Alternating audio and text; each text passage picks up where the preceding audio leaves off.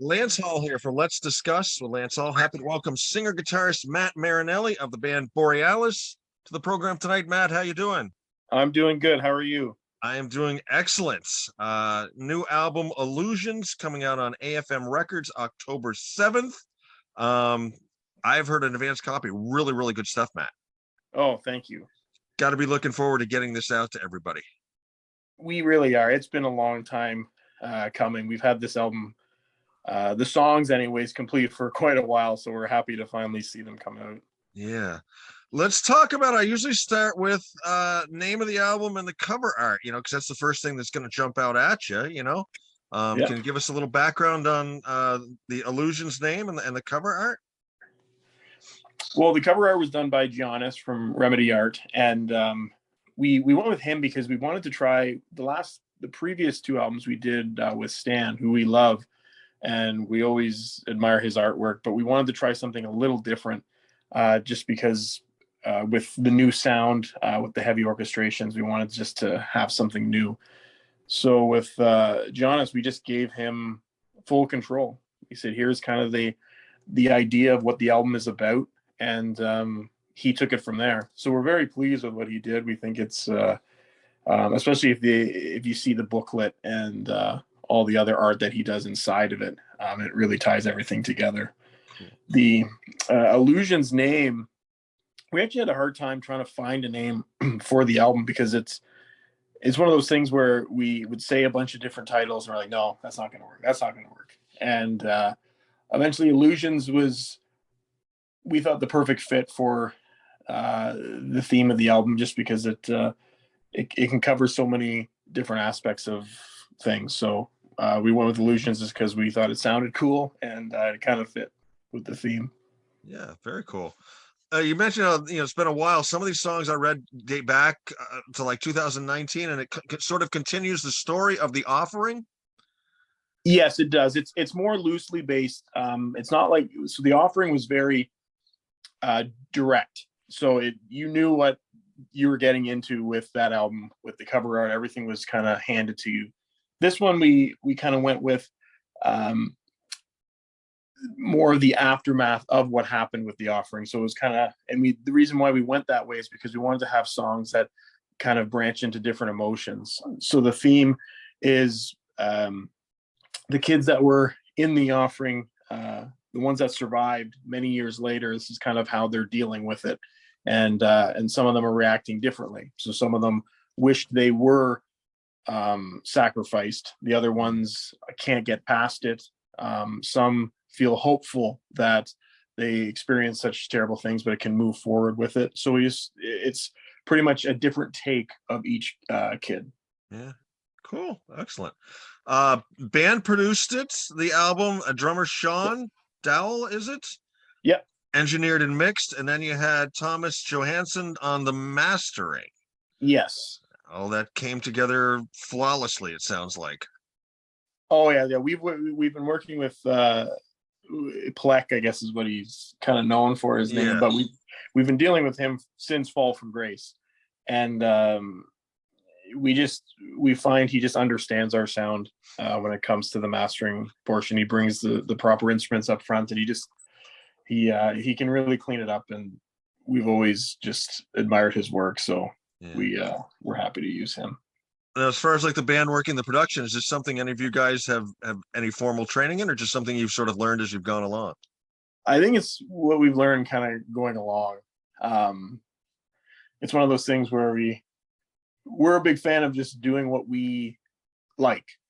And we kind of stick with that. We feel like if we like it, someone else will hopefully like it. So that's kind of how our approach has always been. We try not to think too much about it because it's really easy, especially when you're writing or mixing or doing anything like that, to overthink changing songs numerous times, changing mixes. Like, just it's so easy to do that, and it gets to a point where it's like, no, this sounds good, and we're happy with it, and that's kind of how we've always been. Cool. Do you have the same approach to when it comes to sequencing songs on the album?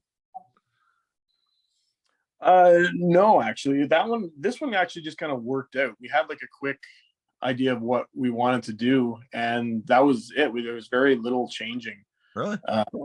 with it. Each song just kind of went together. So it was, this one was easy. Some of them nice when that happens, right? Yeah, it was great. Now, how about when it comes to putting together a set list for a live show, though?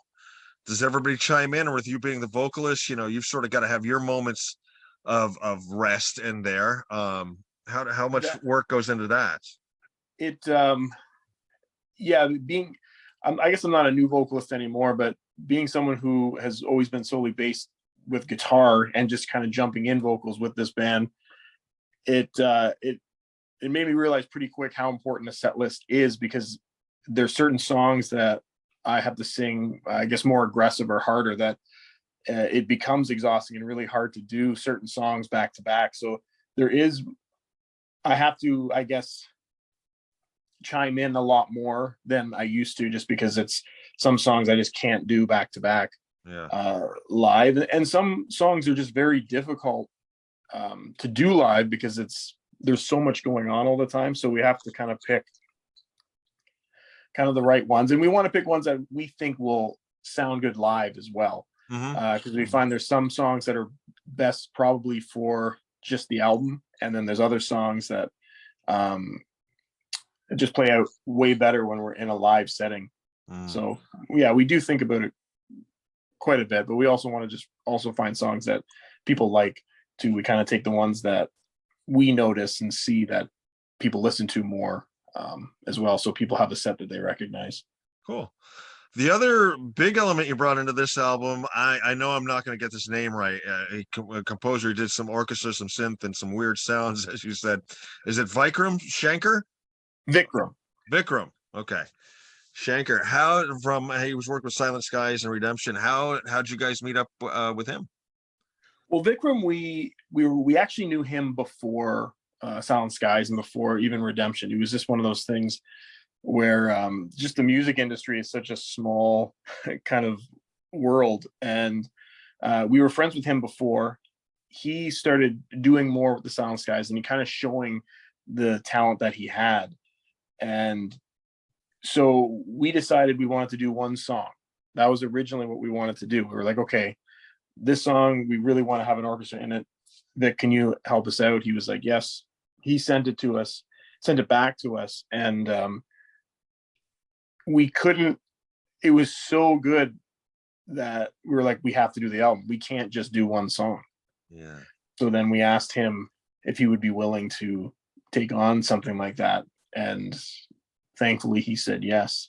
But yeah, he's a very important part in this new album. And we're very, very happy to have him on here.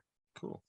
Let's jump into the album. As I said, I got to listen to an advanced copy of it. I made some notes on a few of the songs. Actually, I made notes on just about all the songs, but I'll give you a break on some of these. But you start off with sort of a 1-2 punch, like you did when you released the video for Ashes to Rain. You included Illusions in there, which has Kristen. Is it Halls?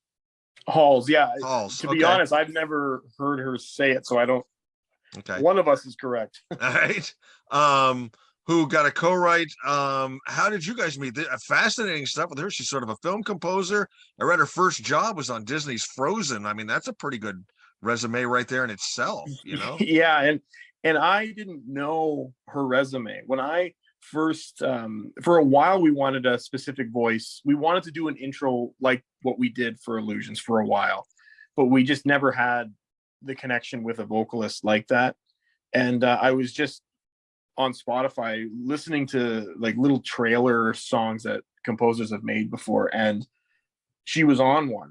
And again, I didn't know who she was. I just looked up who sang on that song, and it was just a simple email. And after the emails, when I realized her resume and what she has accomplished, which then made me very nervous because I was like, oh no.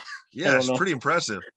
And but she's been absolutely fantastic. And even to this day, like, she's so supportive. She wants to do as much as she can to help out. Even in the video, she did she filmed that she wanted to do it. She was more than happy to help out for the song. So it's been nothing but fantastic with her. That's cool. I And saw on her page where she had shared the video and had raved about how she'd wanted to do something like that for a long time. yeah, no, she was surprisingly she was very familiar with the metal genre. She did. I remember she was saying that she was writing a song for Tarja from Nightwish, and it was a world that she was very familiar with that I thought going in that she wouldn't be familiar with. So it really worked out for us, and I hope for her as well. Yeah. Video was done by J Real Visuals, which the visuals were stunning for this video. Oh yeah, he did a fantastic job. Yeah. Had you worked with him before? No, he did a friend of ours band, Solaris, and that's when we saw his work was through their video, and I was just like blown away by how professional and how well this guy did. So they gave us the contact information, and that's kind of how we met with him. But it's just a one guy thing, and he has a really good eye for the visuals. Yeah. We were talking about live sets and everything. I could totally see Illusions and Ashes to Rain becoming like a show opener. Yes, no, and that's kind of the idea. And it's Ashes to Rain is one of those songs where we can do it live, and it's very doable. And the idea is to have the Illusion song as the opening, the track where we come out to. Yeah, cool. The next two tracks, My Fortress and Pray for Water, I'm hearing like, to my ear, unfortunately I didn't have a lyric sheet, so I'm trying to listen to everything as best I can, and the music and everything. I'm hearing like yearning and angst and stuff in those two songs. Am I even in the ballpark with that? Some of the way the lyrics were spoken and said, and what was said. Yeah, for sure. Like, well, see, My Fortress was supposed to be more of like a positive message, where it's kind of there's slight hope. There's a few songs where there's slight hope, and them wishing for a miracle is like they want to move forward with it. Pray for Water is slightly more on the darker side. It may not have come across that way, but it's more the praying for water. You'll hear a lot of river and water and that kind of element in the album, and that's always the way we've always saw it, was if you're being burned or fire is going to be the cause of your death, what would be the thing that you would hope for? And rain or water or rivers or something to get rid of that would be the thing that you would be hoping for. So that's kind of why you always on the album there's a lot of references to water and rivers and rain. Cool. Well, speaking of water, track 5, Burning Tears, you've got Lindsay Ward, who I looked up. Exploring Birdsong was the group I sort of found affiliated with her. Sort of a Kate Bush influence, which I totally got. I thought her vocals, the highness of her vocals blended perfectly with the lowness of yours. I thought it was awesome. And it was a nice tempo change, to have it in there. I thought you guys did really well. How did you meet up with her? Thank you. Well, that one was, see, Lindsay Ward is someone I've been following for a while. And it's actually like a bucket list thing for me to even have her on here, even though they're just a new band. But there's something about her voice that I just love so much. She has so much character and so much control, and just the vocal lines that she creates. And I was listening to their EP at the time, and I kept telling myself, I'm like, man, I wish I could have her on a song. And I kept saying it. I'm like, I just wish I could do it. And at the time we had a different ballad of just acoustic, very similar to our last album. And then I had this other one, and I was like, if we can get Lindsay, I want to do this other one, this one that's now on the Illusions album. And so she did agree, and the rest is history, really. Like she nailed it. And of course it is a nerve-wracking thing because we've never done anything together, so it's a strong possibility that her voice wouldn't have fit with mine, but it was just we just took that chance. And like you said, I think because of my low register and her higher register, it blended really well. And we're very proud of the way it turned out. Yeah, I agree. The way your two, like I said, the way your two different timbres of vocals are, it blended fantastic. So you come out of that with track 6 with Believer. The note I've got here is banger. That's a banger of a track right there. Oh, thank you. It's like you kind of lull this down a little bit. Now it's like, okay, Yeah. wake back up, That was kind of the idea. That was the Sure. idea. We wanted to. Track 7, Light of the Sun. I like the way the note here I have is the band blazing with a nice layer of keys underneath. It was just so, the keys are just so calm and everything, but the band is blazing. The other note I got is symphony of guitars, and I noticed the Eddie Van Halen horse sound in the solo. That horse sound. That name, yeah. And I read where you were influenced by Eddie Van Halen. I'm like, yeah, did he sneak that in there? Well, that was Kenny. That was I don't know if his intention was Eddie Van Halen, but I know exactly what part you're talking about. Yeah. But I really like that. Like I said, the way that band just blazes, but then you got that layer of keys underneath it that's just so subtle but so powerful at the same time. Oh, thank you. That's that's a big Vikram thing. Face of Reality was my favorite track. I thought it was a powerful blend of music and lyrics. Can you give me a little bit of background on that one, seeing that was my favorite track? Of course. Yeah, no, thank you. So Face of Reality is pretty much a kid that is aware of their reality. So they know what's going on. They know how what they've had. So it's very based in a hospital setting. So when they're talking about their eyes surround me, it's the doctors. It's this everything. It's just the reality of where they are at this moment, and the moment that they are is kind of recovering in a hospital, and just aware of their surroundings. Very cool. Very cool. I really liked it. Track 9, Bury Me Alive. My note simply says, the deeper I get into this album, the more I like it. The further I got along, it was great, which is going to bring me to track 11, The Phantom Silence, which is like an 11-minute track. Epic. And the thing of it is at the end of the 11, you've hit it perfectly, because they say to serve a great meal, you don't want to have people go away overstuffed. You want them to almost be wanting more. And I got listening to this 11-minute track, and I was all like, oh, it's over, Well, that's relieving to hear, because that's always a massive concern when writing a long song, because it's like, okay, is it going to be one of those songs where people start looking at their watch, or they start zoning out? So I'm very happy to hear that you said that. At least to my ear, Can you give us a little background on The Phantom Silence, how it became the epic 11-minute track that it was? Well, this one is so Sean Dow, our drummer, he always has he always does the long one. So even on our last album, he did the Ghost of Innocence. So that's kind of his baby. He does the bass, or the bed track of it, and it's all his. He loves that. I guess Ghost Love Score from Nightwish was kind of like his song that he always tries to compare to when it comes to doing a long song like that. Yeah. But it's a song where we just want to make something big, and we want people to I don't know, just have like that epic sound to it. Hopefully one day we can play something like that live, because we just I don't know, and because we had Vikram doing the orchestrations, it was one of those things where it's like, okay, now we really have the outlet to really showcase different avenues for that song. So there's a section where it breaks down. There's a whole section where there's not even a lot of vocals. It's just instrumental. And I don't know. We're very happy with the way it turned out.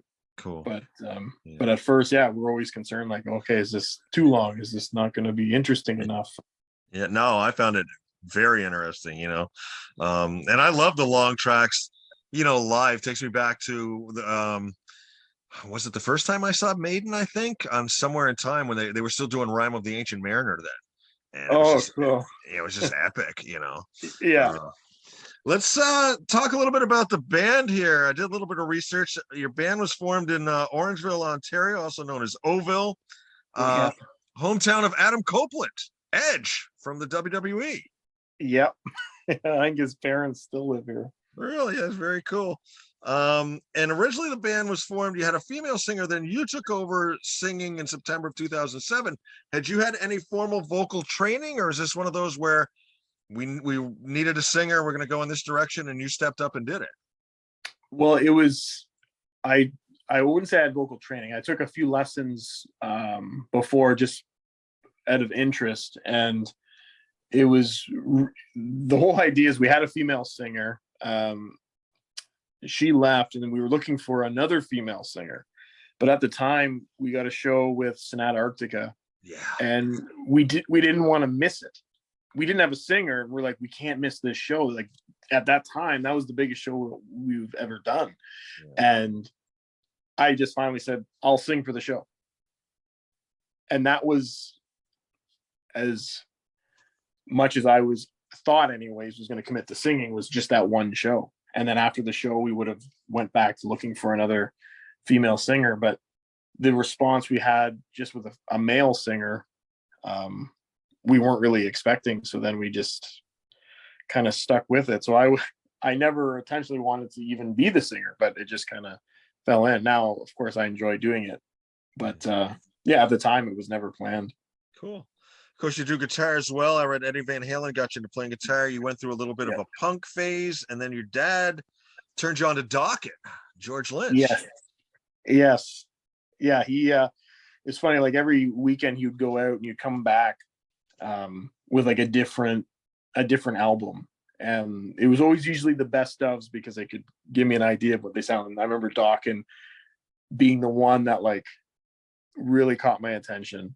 And then it went from that to a compilation with Stradivarius and Camelot and Gamma Ray and all these bands that I was like, oh man, like, because when I think of that style of metal, especially being like from Canada, I picture Iron Maiden, Judas Priest, and that's pretty much it.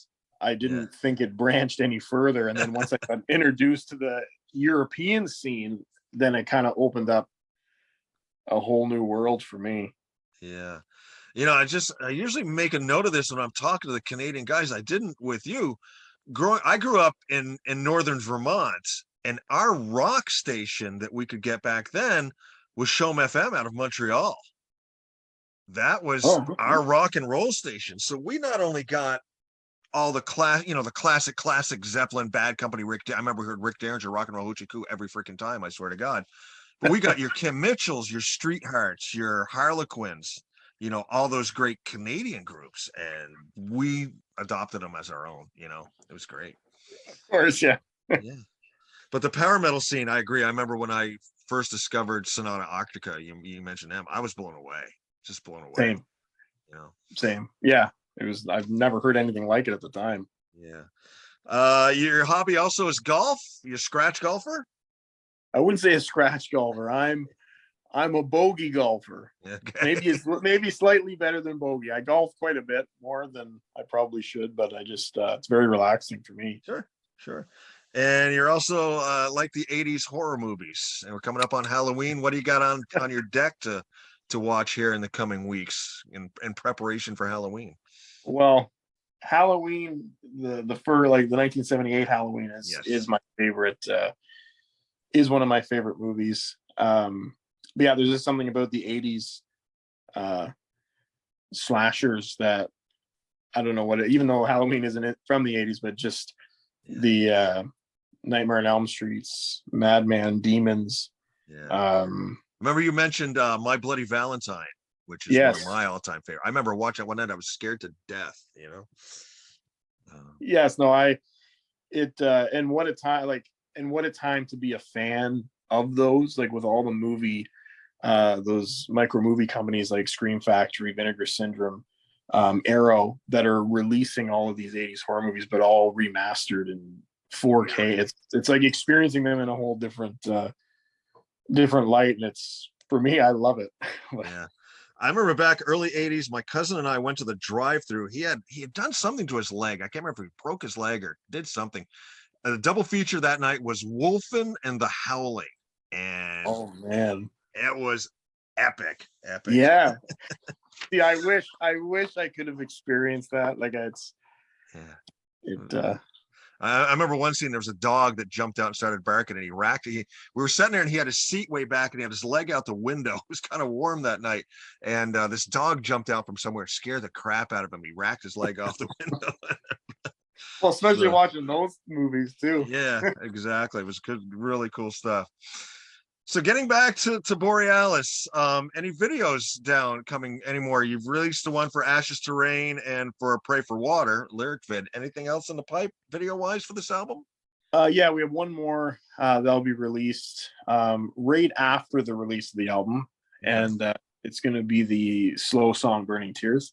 Oh, nice. And it's going to be kind of a mix between, I guess, live action, and it's like a mix between the lyric video and the live action video. Any touring plans? As of right now, no. Like anything that we're going to do will be next year.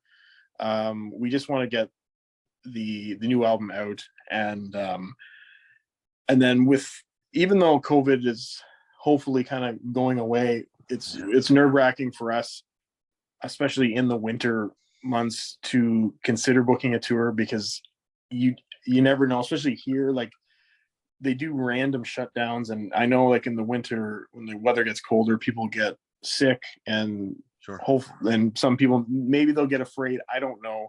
But if they cancel a tour, it's a very big hit for us, and we would feel more comfortable if we can wait kind of in the new year, when maybe in the spring when it's getting a little warmer, where we know, okay. Yeah. Now, in the meantime, I know I'm asking this question sort of weirdly. You just had a brand new album that it's coming out here very soon. You working on anything new then in the meantime? Some of these songs are sort of older songs. You have newer stuff you're working on now for the next one? Sure. Yeah, we always have songs in the works, and yeah, like you said, like this album, even though it's been so many years to get out, we've had the songs pretty much complete for a long time. So we definitely are starting to work on new stuff. We always say that it's never going to take, we never want it to take as long as it did to get to the next album, but everything moves so quickly that by the time we know it, we're like, oh shit, it's been 3 years. Yeah, exactly. When it comes to like creating new songs, everybody, somebody bring a riff, somebody bring a lyric. How does the songwriting process work for you guys? So for us, it's pretty, everyone kind of like, so for myself, I'll come in with a riff and an idea, and then I'll lay it down. I'm a little more old school. I don't have the same technology stuff that the other guys have. Like everyone else has a home studio, I don't. So a lot of my writing is very like, I'll write something on a cell phone and then like layer, like it's just a mess what I do. But once I have the ideas that I want, then I'll go to Sean and then I'll lay everything down, and then we'll listen back and hear how it is. And then from there, and it's the same with Kenny. Kenny will have more of a song sometimes, and even with Sean. So we all kind of have our own songs that we do, and then from there we all kind of add our input. So if it's like, oh, this part was cool, maybe if you tried doing this or try doing that, and at the end of everything, we're usually just agree upon how the songs have been written, but we all kind of have our own little input, I guess you could say, with each song. So it's very group oriented. Now with these songs you mentioned, they went back a ways. So obviously some of them were done pre-COVID. When you record them, are you together in a studio, or does everybody do their own thing in their own studios and then they sort of piece it together? For the demo side of it, it's everyone does their own thing, except for me, because I don't have anything, but everyone does their own thing, and they just send it to Sean, and then Sean will put it together, and then assemble we'll all listen to it. Yeah, we'll all listen to it. When it comes to the actual recording of it, we'll go to Sean's studio. So for the guitars, like Kenny will do the guitars. I'm usually not there when Kenny's doing his parts or whoever's doing their parts. And then even with vocals, because usually it's just myself and Sean doing the vocals, and we have such a strong work chemistry when it comes to the vocal stuff. We can get them out pretty quick, especially because he's. I know in the past sometimes if I've worked with other people, it's almost like they're afraid to tell me when I'm not doing very well. And with Sean, that's not the case. So if I do something, he's like, "That sucked. Do it again." And that's something I need. And we're just kind of go. So with the vocals, it's just Sean and I. Kenny comes in for the guitar. So it is a very individual type recording, but it's all in the same place. Very cool. We've been chatting with Matt Marinelli of the band Borealis. Their new album Illusions coming out on AFM Records October 7th. Be available everywhere. Are you guys selling it through like your particular website or Bandcamp? I like to point people to there first. Yeah, we're selling. We did sell. We have some CDs, but they did sell out, which is great. But we do have some vinyl as well, and some shirts and merch at our website, theofficialborealis.com. Excellent. Matt, I always like to wind things up with just some funny, silly questions. I'm hoping these are questions you've never been asked before. Sound good? I'm ready. All right. Have you ever prank called someone? You know what? I don't think I have. You don't think you have? It's hard to do it in today's day and age with with cell phones and caller ID and all that. That's sort of an old school question. But all right. First thing you notice when you meet someone. Interesting. I've never even thought about this. I think they're clothes. Okay. Favorite candy bar? Butterfinger. Favorite cartoon character? It has to be Homer Simpson. Okay. Now, just because the band is from Orangeville and Edge was from there, you don't have to say Edge. Favorite old school wrestler? Jeez. I'm not very familiar with wrestling. I'm going to say The Undertaker. Okay. Great answer. First car you bought with your own money?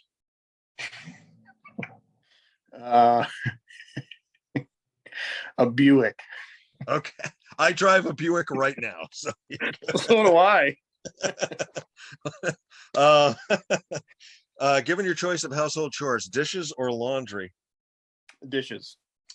Last music you listened to other than your own? I listened to the new Stradivarius album. Okay. Shit, where was the one I just barely had when I wanted to ask you? Oh, okay. If you could pick a television show to have a track off of Illusions placed in, what show would you pick?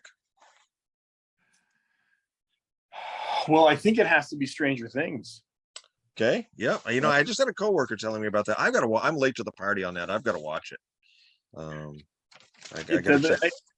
To me, the first season is very 80s nostalgia. Like for me, like it's everything I love. I find like as they get on, they kind of branch away from it.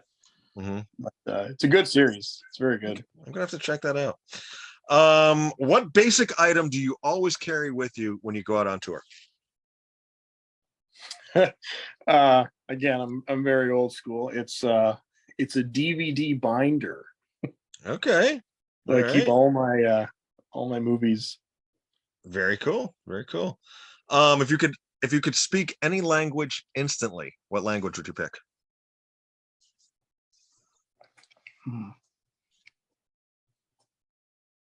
I guess German. Okay. Last one, and this is the one we have the most fun with. If they were to make a biopic of your life, what actor would you pick to play you? And it's your movie, your life. You can pick anybody. Interesting. Well, I'm a big fan of Leonardo DiCaprio, so I'm going to say him. You can't go wrong. Can't go wrong with Leo. All right, Matt, this has been a lot of fun. I appreciate your time. Of course, thank you. Fantastic album. Once again, this is Matt Marinelli is what I'm trying to say. Matt Marinelli, singer guitarist for the band Borealis. The new album Illusions coming out on AFM October 7th. It's fantastic stuff. Check out the band's website first, borealisofficial.com, was it? Yep. Oh, no, Official Borealis. Official Borealis. And check it out there, and you will not be disappointed. Good stuff, Matt. Congratulations on a fantastic album. Thank you so much. Best wishes going forward. When you do finally get to go out on that tour, I hope every show is sold out and all your travels are safe. Oh, I appreciate that very much. Take care, Matt. Enjoy the rest of your evening. Thanks. You too. Bye-bye.